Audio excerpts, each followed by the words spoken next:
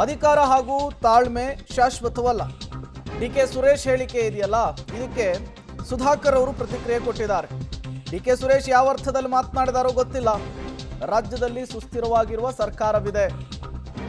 CM DCM ನಾವು ಎಲ್ಲರೂ ಕೂಡ ಒಟ್ಟಿಗೆ ಕೆಲಸ ಮಾಡ್ತಿದ್ದೇವೆ. ಹೈಕಮಾಂಡ್ ಬೇಗ ಇತ್ಯರ್ಥ ಮಾಡುವಂತಹ ವಿಶ್ವಾಸವಿದೆ ಕುರ್ಚಿ ಕಚ್ಚಾಟದ ವಿಚಾರಕ್ಕೆ.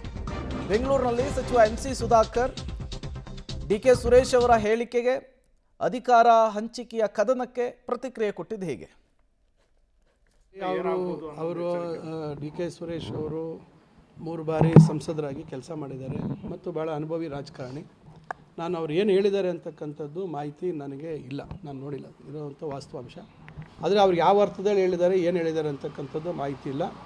ಖಂಡಿತ ನಮ್ಮ ಕಾಂಗ್ರೆಸ್ ಪಕ್ಷದ ಹೈಕಮಾಂಡ್ ಇವತ್ತು ಅವರ ಗಮನದಲ್ಲಿ ಸಂಪೂರ್ಣವಾಗಿ ಇಲ್ಲಾಗ್ತಾ ಇರ್ತಕ್ಕಂಥ ಎಲ್ಲ ವಿಷಯಗಳು ಅವರ ಗಮನದಲ್ಲಿದೆ. ಖಂಡಿತ ಆದಷ್ಟು ತ್ವರಿತವಾಗಿ ಇದಕ್ಕೊಂದು ಅಂತ್ಯವನ್ನು ಆಡ್ತಾರೆ ಅಂತಕ್ಕಂಥ ವಿಶ್ವಾಸ ಇದೆ. ನಿಮ್ಮಲ್ಲೇ ಸಚಿವರುಗಳೇ ಒತ್ತಾಯ ಮಾಡ್ತಿದ್ದಾರೆ ಸರ್, ಹೈಕಮಾಂಡ್ ಮಧ್ಯಪ್ರವೇಶ ಮಾಡಲಿ, ಇದನ್ನು ಬಗೆಹರಿಸಲಿ, ಇಲ್ಲಾಂದರೆ ಆಡಳಿತದ ಮೇಲೆ ಪರಿಣಾಮ ಬೀರುತ್ತೆ, ಪ್ರತಿನಿತ್ಯ ಈ ಥರದ್ದುಗಳು ಇಟ್ಕೊಂಡು ಹೋಗೋದು ಸರಿಯಲ್ಲ ಅಂತ.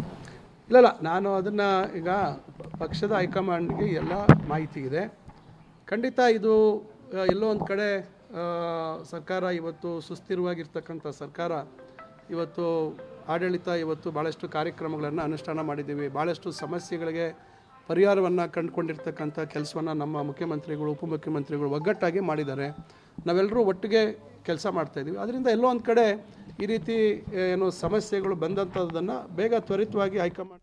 ರಾಜ್ಯ ಕಾಂಗ್ರೆಸ್ನಲ್ಲಿ ಅಧಿಕಾರ ಹಂಚಿಕೆಯ ವಿಚಾರ ಈಗ ಮತ್ತಷ್ಟು ಜಟಿಲಗೊಂಡಿದೆ. ಪರಿಸ್ಥಿತಿ ಅಂದುಕೊಂಡಷ್ಟು ಈಸಿ ಇಲ್ಲ.